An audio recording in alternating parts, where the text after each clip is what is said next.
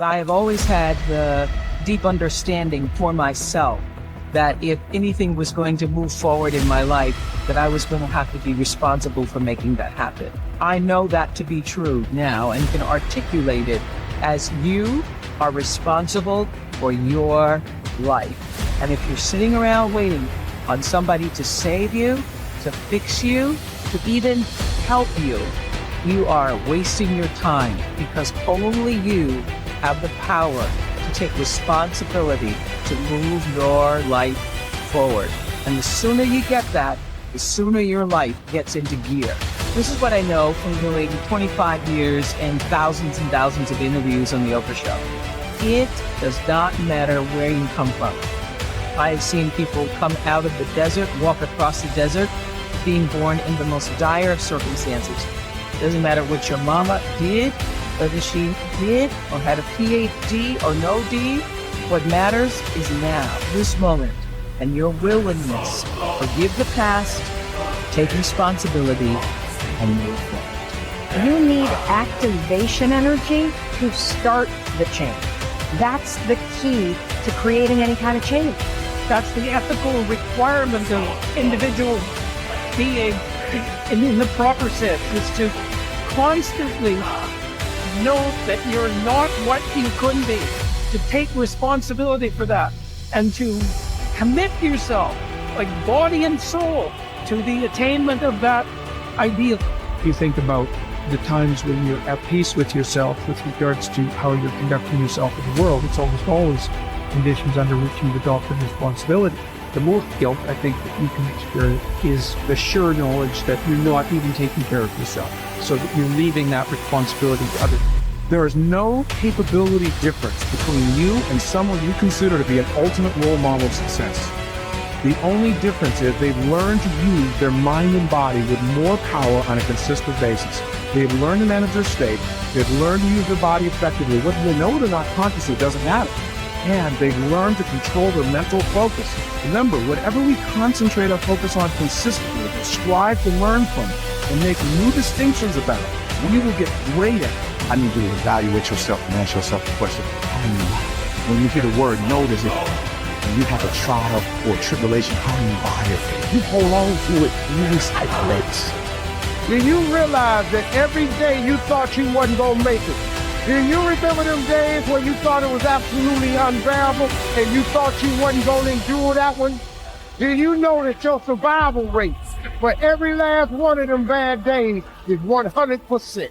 You survived every hater. You survived all the evictions. You survived the firings. You survived all the trouble you ever been in. Your survival rate is 100%. One of the things you gotta understand, my friend, is that you're supposed to fail. You're supposed to fail, because failure is the stepping stone to success. It's not just cliche.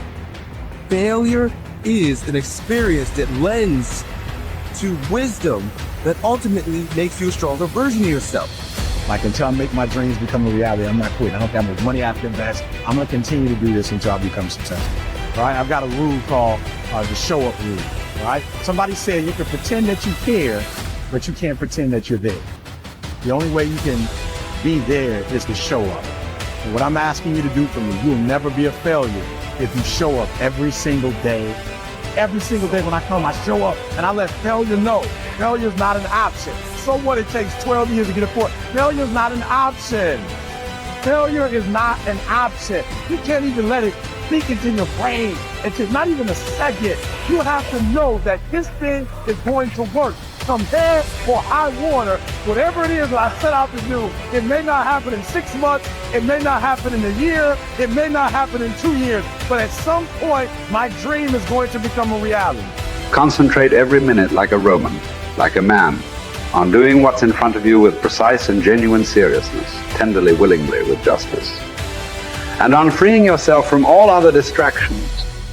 Yes, you can, if you do everything as if it were the last thing you were doing in your life, and stop being aimless, stop letting your emotions override what your mind tells you, stop being hypocritical, self-centered, irritable. You see how few things you have to do to live a satisfying and reverent life.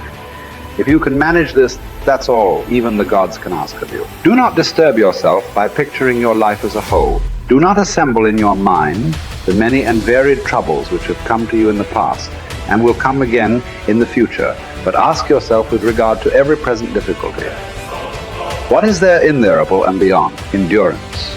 You would be ashamed to confess it. And then remind yourself that it is not the future or what has passed that afflicts you, but always the present, and the power of this is much diminished if you take it in isolation and call your mind to task if it thinks that it cannot stand up to it when taken on its own. Think of your many years of procrastination, how the gods have repeatedly granted you further periods of grace, of which you have taken no advantage. It is time now to realize the nature of the universe to which you belong, and of that controlling power whose offspring you are, and to understand that your time has a limit set to it. Use it then to advance your enlightenment, or it will be gone, and never in your power again. Men seek retreats for themselves, houses in the country, seashores and mountains, and thou too art wont to desire such things very much. But this is altogether a mark of the most common sort of men. For it is in thy power whenever thou shalt choose to retire into thyself. For nowhere, either with more quiet or more freedom from trouble, does a man retire than into his own soul, particularly when he has within him such thoughts that by looking into them he is immediately in perfect tranquility. And I affirm that tranquility is nothing else than the good ordering of the mind. Constantly then give to thyself this retreat and renew thyself. And let thy principles be brief and fundamental, which as soon as thou shalt recur to them, will be sufficient to cleanse the soul completely, and to send thee back free from all discontent with the things to which thou returnest. For with what art thou discontented? With the badness of men? Recall to thy mind this conclusion, that rational animals exist for one another, and that to endure is a part of justice, and that men do wrong involuntarily. And consider how many already, after mutual enmity, suspicion, hatred, and fighting, have been stretched dead, reduced to ashes, and be quiet at last. But perhaps thou art dissatisfied with that which is assigned to thee out of the universe. Recall to thy recollection this alternative. Either there is providence or atoms, fortuitous concurrence of things, or remember the arguments by which it has been proved that the world is a kind of political community, and be quiet at last. But perhaps corporeal things will still fasten upon thee. Consider then further that the mind mingles not with the breath, whether moving gently or violently, when it has once drawn itself apart and discovered its own power. And think also of all that thou hast heard and assented to about pain and pleasure, and be quiet at last. But perhaps the desire of the thing called fame will torment thee. See how soon everything is forgotten, and look at the chaos of infinite time on each side of the present, and the emptiness of applause, and the changeableness and want of judgment in those who pretend to give praise, and the narrowness of the space within which it is circumscribed, and be quiet at last. For the whole earth is a point, and how small a nook in it is this thy dwelling, and how few are there in it, and what kind of people are they who will praise thee?